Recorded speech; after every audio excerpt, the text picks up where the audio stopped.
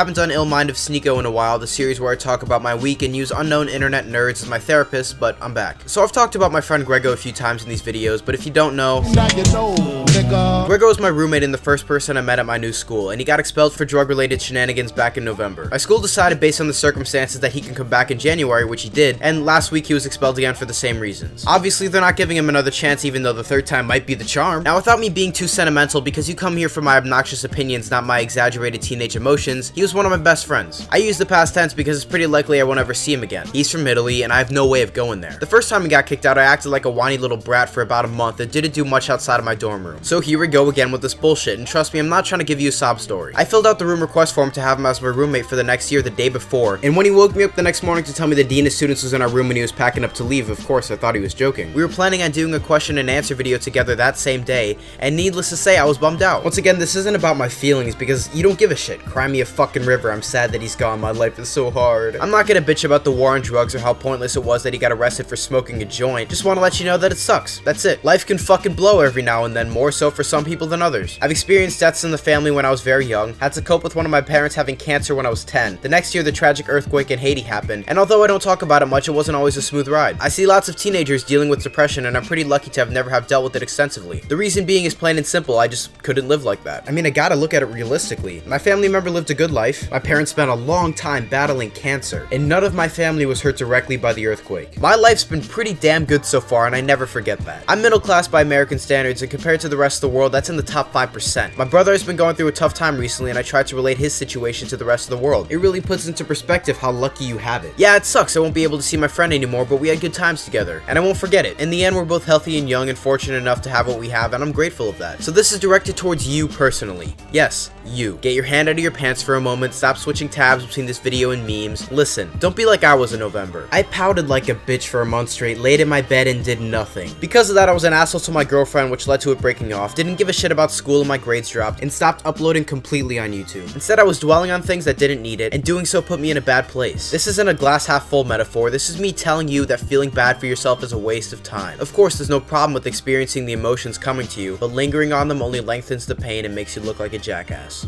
Thanks for watching.